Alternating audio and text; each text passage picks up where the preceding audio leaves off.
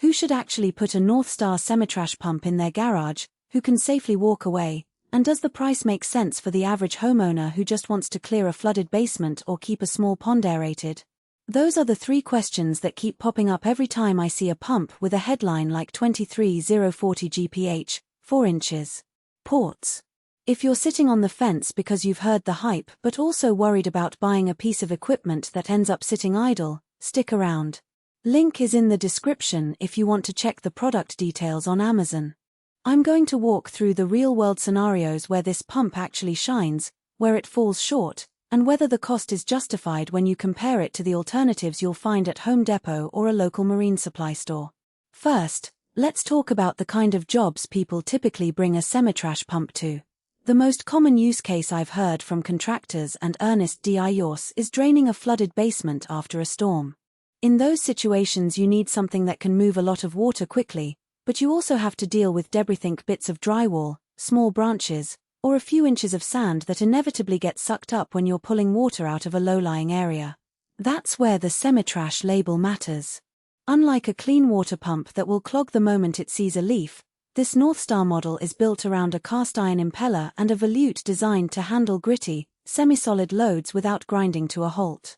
If you're a homeowner who only ever needs to pump clean water, for example, emptying a kiddie pool or a small garden fountain, there are cheaper, lighter-weight options that will do the job. The semi-trash pump's extra durability adds cost, and the 4-inch discharge port means you'll need larger hose fittings and a sturdier stand.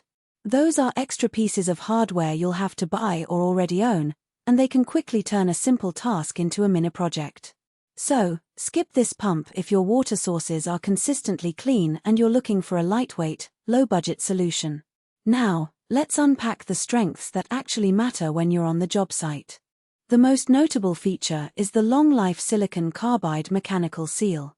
Silicon carbide is a ceramic-like material that resists corrosion, wear, and heat far better than the standard rubber seals you see on cheaper pumps.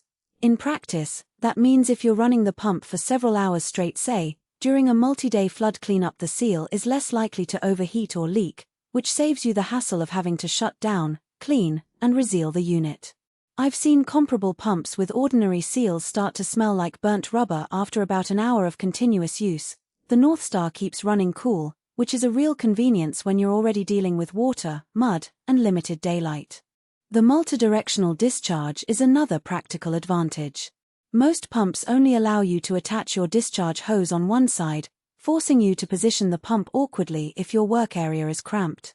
This model lets you connect the hose on any of its 4 sides, so you can pivot the unit to fit into tight corners or align the outlet with an existing pipe without having to reroute hoses.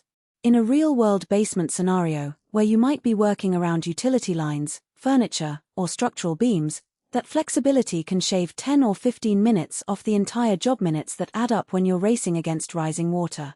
Suction lift is often a point of confusion for first-time buyers. The spec says 23 feet maximum suction lift, but the real limitation is how deep the pump can sit below the water surface while still drawing water effectively. In my testing, the pump performed reliably when placed about 12 feet below the water line, which is typical for most residential basement floors. If you try to use it from a deeper pit, say, a well or a large cistern, you'll quickly notice a drop in flow rate, and the pump may start cavitating. So, the 23-foot figure is more of a theoretical maximum. For everyday users, expect solid performance up to roughly half that distance. What about the downsides? The biggest practical weakness is the weight.